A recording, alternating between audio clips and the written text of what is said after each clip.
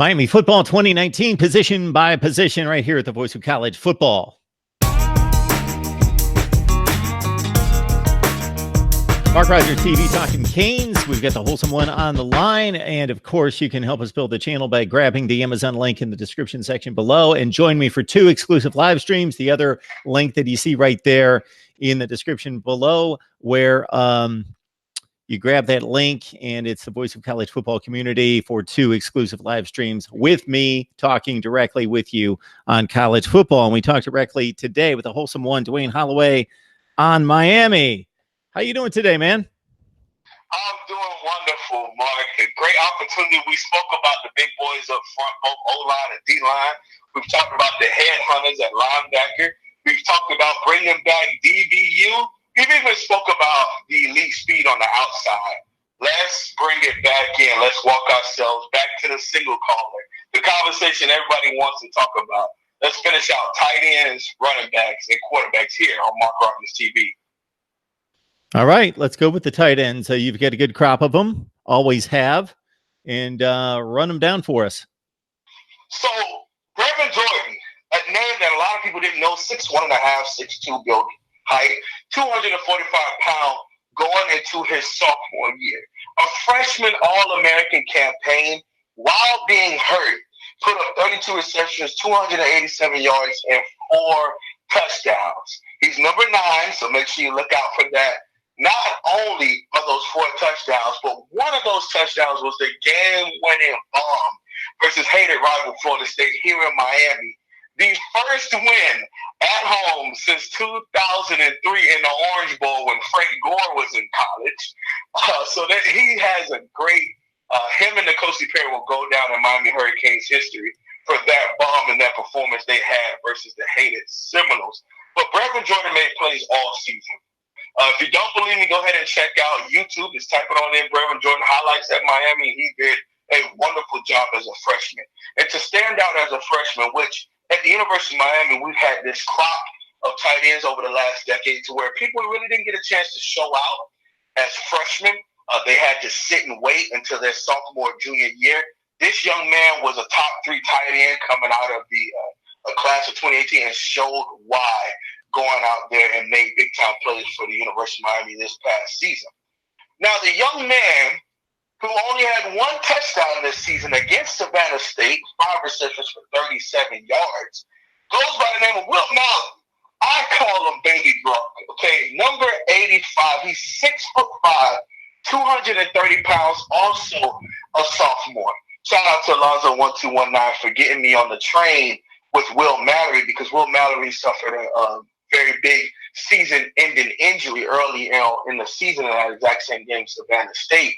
But came back this year while Brevin Jordan was out for the spring of 2019 and has showed out. One of the most consistent hands, one of the best route running ability, and had a very big spring game. I believe 4 or 5 receptions for almost 100 yards against the first-team defense. And we all know how well our defense plays at the University of Miami. And Will Mallory made big-time plays in that game. And he's kind of hard to stop at 6'5", 230 pounds.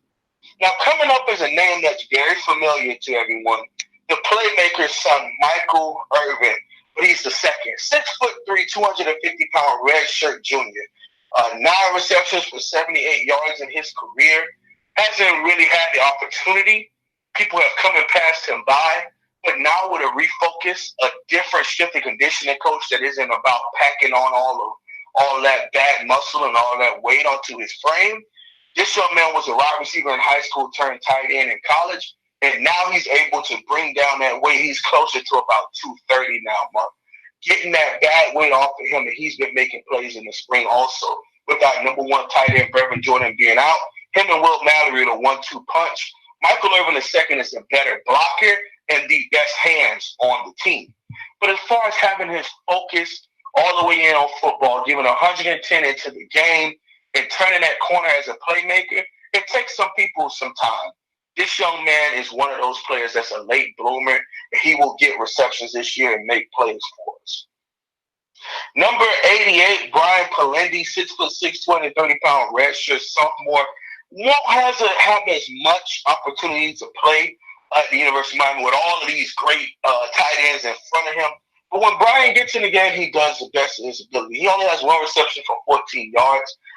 Maybe a transfer, maybe later on, depending on how things go with people being younger than him, 2 sophomores with big-time playability, and him being around for 3 seasons already and not doing as much. He might be a transfer, but when Brian gets in the game, he's a good run blocker, more solid downhill type blocker than he is a receiving type tight end, but he can come in as an H-back sometimes also and counter and kick out ends. But when he does catch the ball, he does a pretty good job with it in his hands.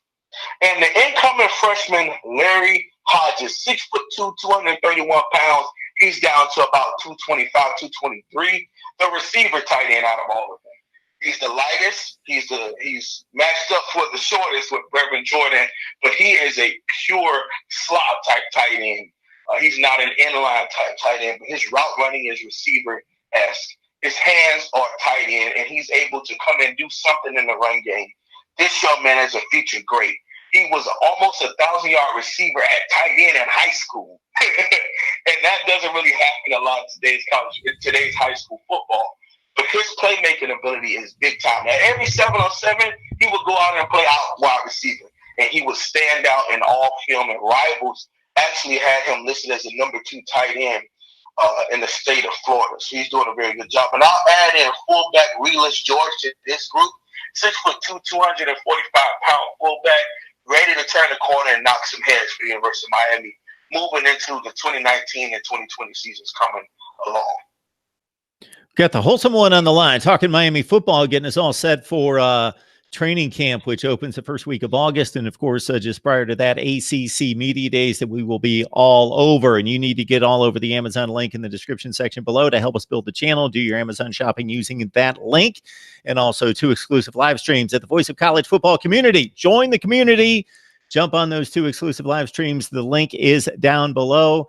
Join me for an exclusive live stream where we talk directly one-on-one or maybe 3-on-1.